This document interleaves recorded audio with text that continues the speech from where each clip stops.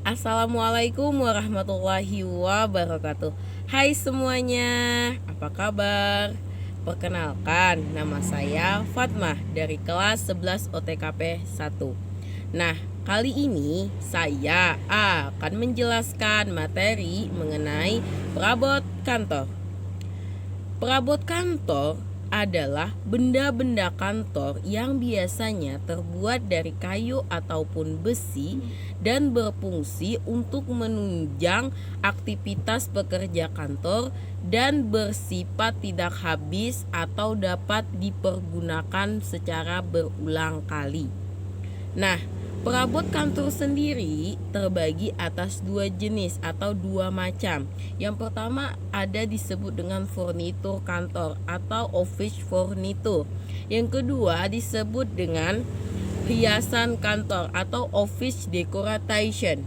Nah, apa sih perbedaan antara furnitur kantor dengan hiasan kantor? Nah, teman-teman, furnitur kantor itu digunakan untuk mendukung aktivitas kantor seperti kegiatan administrasi dan tata usaha hingga menambah nilai estetika pada suatu ruangan. Nah, sedangkan hiasan kantor itu hanya untuk menambah semangat para pegawai dalam melaksanakan tugasnya, ya kan, melihat-lihat situasi lingkungannya, misalkan nyaman, ya semakin semangat seperti itu. Nah, mengenai furnitur kantor sendiri terbagi lagi nih atas beberapa macam. Yang pertama meja kantor, yang kedua kursi kantor, dan yang ketiga adalah lemari kantor. Yang pertama kita akan membahas mengenai meja kantor. Nah, kalau kalian tanya meja itu fungsinya untuk apa? Meja berfungsi untuk meletakkan suatu peralatan atau benda, ya kan. Nah, meja kantor sendiri terbagi atas beberapa macam. Yang pertama disebut dengan meja besar atau satu biro. Nah, meja besar ini biasanya digunakan untuk pimpinan kantor atau direktur, ya kan, bisa dibilang seperti itu, bosnya dalam suatu perusahaan. Nah, selanjutnya ada lagi yang namanya meja sedang atau setengah biro. Nah, meja sedang ini digunakan oleh para kepala bagian atau bisa dibilang semacam manajer. Nah, selanjutnya ada lagi meja biasa. Meja biasa digunakan untuk para pegawainya, anak buahnya, seperti itu bisa dibilang. Dan yang keempat adalah meja resepsionis. Nah, kalau kita mendengar yang namanya meja resepsionis, kita pasti mengingat, oh ini meja di depan, ya kan, di depan buat menerima tamu. Nah, seperti itu. Dan selanjutnya ada yang disebut dengan meja rapat. Nah, kalau yang namanya rapat itu kan pasti orangnya banyak, otomatis meja yang diperlukan untuk rapat juga sangatlah besar. Nah, seperti itu, atau lebih luas dibanding meja-meja yang lain. Dan yang terakhir ada meja sampingan. Seperti apa sih meja sampingan? Nah, meja sampingan biasanya digunakan untuk seorang sekretaris dan pimpinan untuk memudahkan komunikasi. Nah, seperti jadi bisa dibilang untuk memudahkan komunikasi, jadi diletakkanlah meja sampingan seperti itu. Nah, lanjut mengenai kursi kantor. Nah, kursi kantor sendiri terbagi juga nih atas beberapa macam.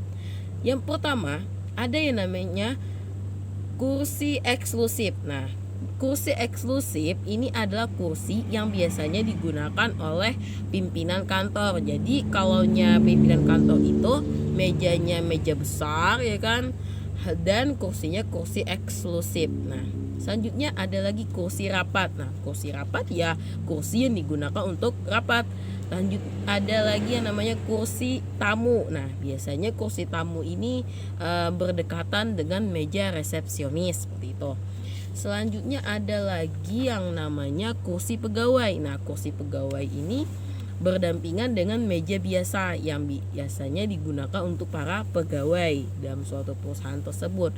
Lanjut ada lagi nih yang namanya kursi tunggu. Nah, kursi tunggu ini digunakan untuk menunggu, ya kan, biasanya tamu disuruh dulu nunggu, ya kan, kalau misalkan apa. Lalu ada lagi yang terakhir kursi tugas. Nah, kursi tugas ini digunakan untuk memudahkan dalam suatu pekerjaan atau tugas. Nah, seperti itu. Nah, dan yang ketiga kita lanjut, tadi kita sudah membahas mengenai meja kantor, kursi kantor, dan yang terakhir kita akan membahas mengenai lemari kantor. Nah, apa sih lemari kantor? Nah, lemari kantor ini juga banyak macamnya. Yang pertama ada disebut dengan lemari warkat. Nah, lemari warkat ini digunakan untuk menyimpan dokumen yang berupa lembaran seperti itu.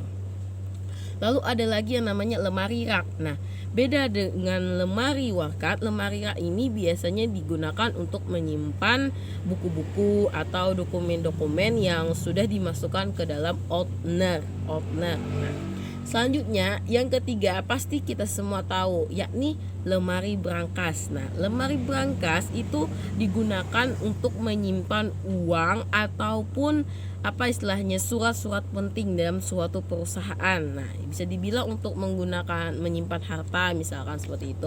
Selanjutnya kita akan membahas mengenai lemari kabinet. Nah, lemari kabinet ini sebenarnya sama, berfungsi untuk menyimpan dokumen namun berupa arsip seperti itu. Nah, selanjutnya ada lagi namanya filing kabinet. Nah, filing kabinet ini untuk menyimpan map-map atau dokumen dan bisa juga untuk menyimpan kartu. Selanjutnya ada laci-laci kartu. Nah, laci-laci kartu yang namanya aja sudah laci kartu ya kan, tentu saja untuk menyimpan kartu. Selanjutnya ada lagi yang namanya kardex. Nah, kardex ini digunakan untuk menyimpan kartu indeks. Nah, selanjutnya ada lagi yang namanya rotary filling system, rotar, berputar.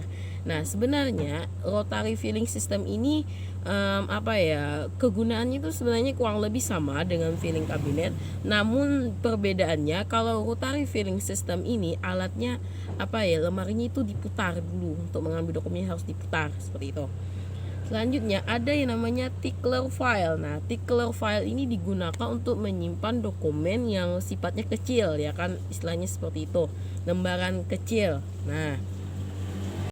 Nah, selanjutnya kita sudah selesai membahas mengenai furnitur kantor atau office furniture. Selanjutnya kita akan membahas mengenai hiasan kantor. Tadi sudah dijelaskan bahwa hiasan kantor itu digunakan untuk menambah suasana ya kan, agar memberikan rasa semangat bagi para pegawai dan memberikan rasa nyaman seperti itu dalam melaksanakan pekerjaan.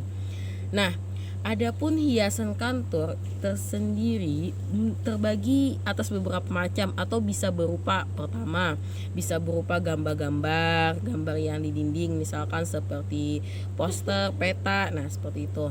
Selanjutnya bisa juga berupa benda seni misalnya seperti lukisan ataupun patung. Nah, selanjutnya juga bisa berupa vas bunga atau tanaman, kan biasa tuh kalau misalkan di meja-meja banyak vas bunga. Selanjutnya bisa juga berupa bendera negara.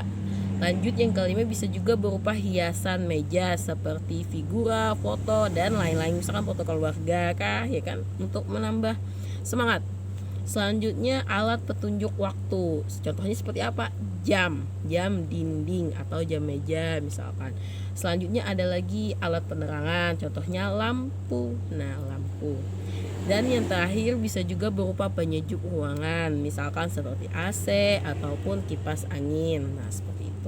Nah, selanjutnya kita akan membahas mengenai standarisasi perabot kantor. Apa sih sebenarnya standarisasi perabot kantor? Nah, standarisasi perabot kantor itu adalah pedoman untuk menentukan ukuran serta bentuk perabot kantor sesuai dengan kebutuhan dan penataan letaknya agar tidak mengganggu atau menghalangi aktivitas pekerja. Jadi istilahnya yang namanya perabot kantor, jika kita tidak memenuhi standarisasi, misalkan jika suatu perabot kantor itu tidak memenuhi standarisasinya, bukannya malah memudahkan pekerjaan, malah kemungkinan akan mempersulit. Misalkan nih di suatu ruangan meja yang seharusnya ukuran sekian malah lebih panjang misalkan atau lebih besar, tentunya yang mulanya ruangannya itu bisa digunakan untuk hal-hal atau barang-barang lain menjadi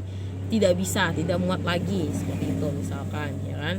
Nah, pertama Ada beberapa standarisasi meja kantor. Nah, bagaimana sih syarat meja kantor yang memenuhi standar?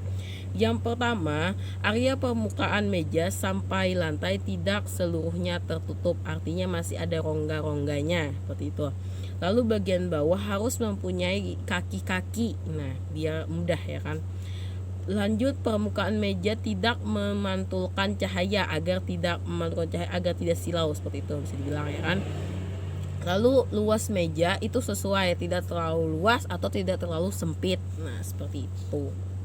Selanjutnya kita akan membahas mengenai standarisasi kursi kantor. Nah, bagaimana sih syarat-syarat kursi yang memenuhi standar? Yang pertama, ketinggian tempat kursi itu tidak terlalu tinggi atau tidak terlalu rendah, seperti itu. Lalu mengenai lebarnya juga tidak terlalu luas dan tidak terlalu sempit, seperti itu. Lalu memiliki penyangga pinggang, artinya punya sandaran di belakang ya kan, mempunyai sandaran punggung. Habis itu material lapis kursi terbuat dari bahan-bahan yang berpori, artinya bisa dibilang enak diduduki, enak ya kan, alasnya enak. Selanjutnya ada lagi sandaran lengan. Jadi kalau kursi kantor itu harus ada sandaran lengannya 3. Di sampingnya harus ada sandaran lengan. Habis itu memiliki swivel, yaitu penyangga putar buat berputar-putar. Dan yang terakhir, kita akan membahas mengenai kriteria pemilihan perabot kantor. Nah, setelah kita mengetahui mengenai standarisasi kantor, baru kita melakukan kriteria pemilihan perabot kantor. Nah, dalam pemilihan atau jika dalam memilih perabot kantor, kita harus memperhatikan beberapa hal. Yang pertama, kita tentukan dulu jenisnya, mau jenis furnitur atau hanya sekedar hiasan saja ya kan, seperti itu. Lanjut, kita harus memilih perabot kantor yang fleksibel dan multifungsi, sesuai gak dengan fungsinya, seperti itu. Lanjut, mudah dipakai atau tidak. Nah ya kan. Selanjutnya kita juga harus tahu mengenai kualitas, artinya apakah akan bertahan lama ataukah hanya beberapa hari atau beberapa bulan saja. Nah seperti itu. Dan terakhir kita harus kenali bentuknya atau ukurannya agar sesuai dengan kantornya atau ruangan, seperti itu. Nah, demikian presentasi saya mengenai perabot kantor ya kan. Semoga dapat bermanfaat dan terima kasih. Wassalamualaikum warahmatullahi wabarakatuh.